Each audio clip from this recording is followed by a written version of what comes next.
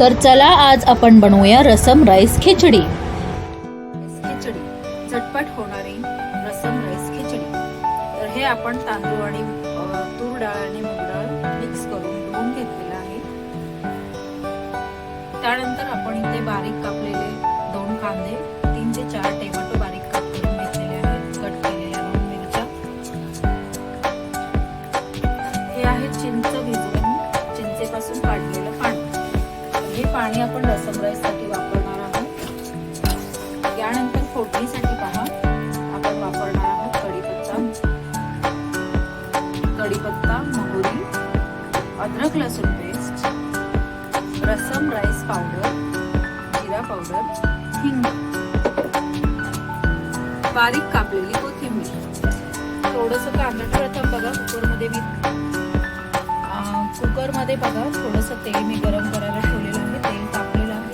तर आता आपण इथे सगळ्यात अगोदर कांदा भाजून घेणार आहे. ही खिचडी आपल्याला कधीही झटपट आपण बनवू शकतो.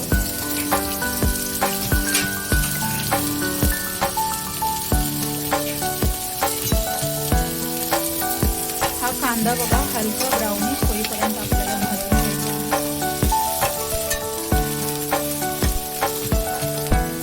तर असा आपला कांदा ब्राऊन बनलेला आहे पहा. त्यानंतर आपण याच्यामध्ये टाकणार आहोत आपली कट केलेली मिरची.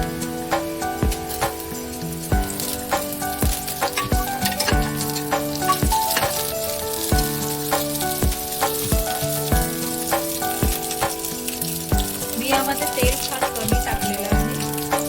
त्यानंतर आपण याच्यामध्ये मोहरी आणि कढीपत्ता फोडणीसाठी घालणार आहोत. मस्त असं मोहरी आणि कढीपत्ता तडतडलेला आहे.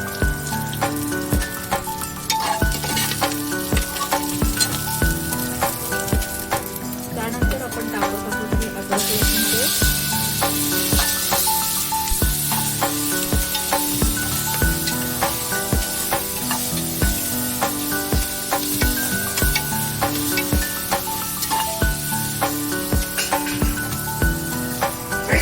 त्यानंतर बारीक कापलेले 3 ते 4 टोमॅटो.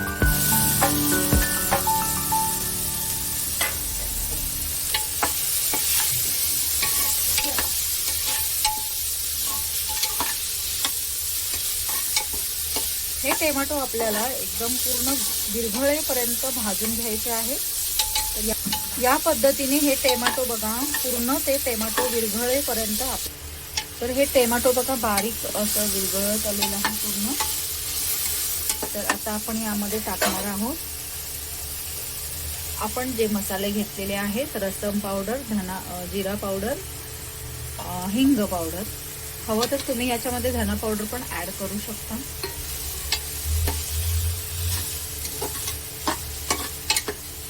हे सर्व छान हलवून घ्यायचं आहे. त्यानंतर आपण यामध्ये ऍड करणार आहोत आपण धुवून घेतलेले 10 मिनिटं भिजवून घेतलेले असे तूर डाळ, मूग डाळ आणि तांदूळ यांचं मिश्रण. मी हे समान लेवलला घेतलेलं आहे.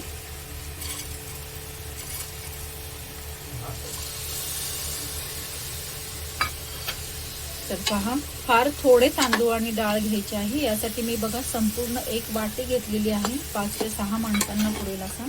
कारण हा रसम राईस खिचडी आपण असा थोडासा पातळ असा बनवणार आहोत. त्यामुळे तांदूळ आणि डाळ याचं प्रमाण नेहमी भात बनवतो त्यापेक्षा फार कमी घ्यायचं आहे. तर या पद्धतीने बघा ह्याला भाजून घ्यायचं आहे. हे भाजलेलं आहे. हे भाजून झाल्यानंतर आपण याच्यामध्ये ऍड करणार आहोत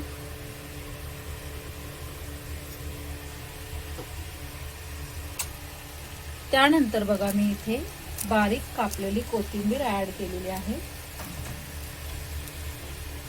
तर ही कोथिंबीर ऍड केल्यानंतर आपल्याला याच्यामध्ये सगळ्यात महत्त्वाचा रसम राईसचा इन्ग्रेडियंट्स आहे तो म्हणजे रसम पावडर, जो मी यामध्ये टाकलेला आहे तो रसम पावडर. आणि त्यानंतर आपल्याला हा चिंचेचा कोळ गाळून त्याच्यामध्ये टाकायचा आहे.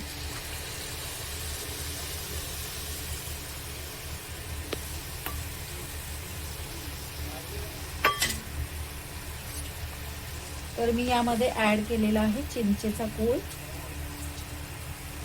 तर पहा, हा चिंचेचा टाकलेला कोळ आपण चिंच भिजवून ती चिंच बाजूला केलेली आहे आणि त्याच्यावरचा गाभा आपण त्या पाण्यात मिक्स केलेला आहे आणि तो चिंचेचा कोळ आपल्या खिचडीमध्ये खट्टास आणणार आहे. तर हा पहा, मी चिंचेचा कोळ घालून झालेला आहे. आता आपण याच्यामध्ये ऍड करणार आहोत पाणी.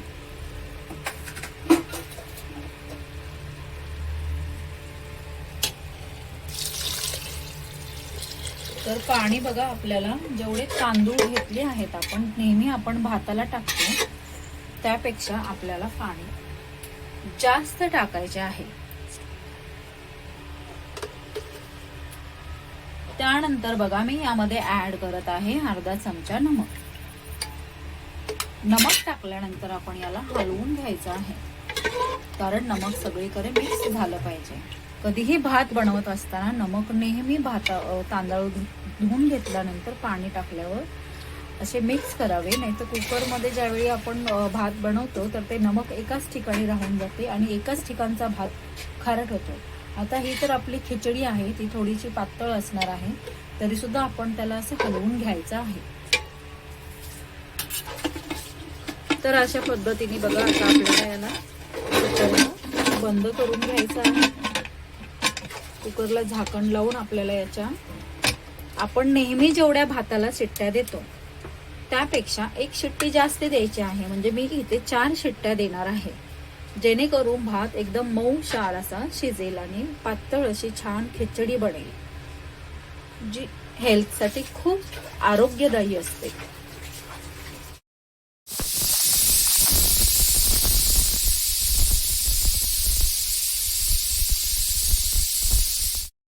तयार आहे आपली अशी गरमागरम अशी खिचडी.